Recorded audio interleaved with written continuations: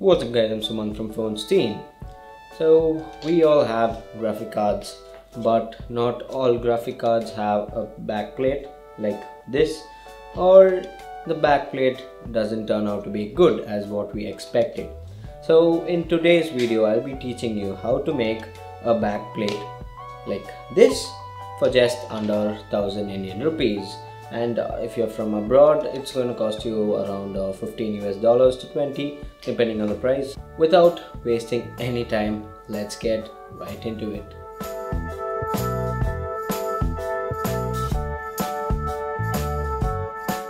So before starting, here are all what you need to do this. So first, this is the main thing, and this is an acrylic sheet. So this is actually not cardboard like this thing looks, but this is actually kind of a plastic mixed transparent material. So this is on what we are going to be making our GPU backplate.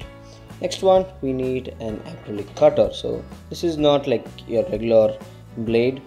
This is meant for cutting acrylic sheet, and this is not going to cost you so much. So, and by the way, the links to everything will be in the description down below. And then we need a normal cutter. So this is used for all your vinyl work, all your design work, so it will be useful for that. And next we need paint. So this is a spray paint, yes, and make sure you use heat resistant paint. So for the sake of this video, I'm using the paint that I had available here. So this is just acrylic spray paint. Make sure you use heat resistant spray paint because the temperature in your computer will definitely be very high, and if you use normal spray paint like these, I'm sure these will melt or wear off, which is definitely not good for your computer. So make sure you have heat resistant spray paint, and I'll definitely link few of them down below. The next one, we need these. So these are thermal pads which will be attached to your graphic card, which will allow some gap between the PCB and your backplate. Next we need a pencil and a scale or ruler, something to measure the size of your graphic card with. So these are all what you need. So without wasting any precious time, let's get right into it. Measure the length and breadth of your graphics card, and then using a pencil and scale, just trace it out or draw it on the acrylic sheet. And make sure you don't pull out the protective layer on top of the acrylic sheet, because if you do that while cutting, there are chances of it breaking, and we don't need that. So just trace it over the protective film. After tracing out the lines onto the acrylic sheet, using your acrylic sheet cutter, just make lines or cuts over the marks that you made. Now after going into a certain depth, or rather say halfway through the acrylic sheet, keep the acrylic sheet on edge of some place, maybe like a desk or something, and the line should align with the edge of the desk, the line that you made.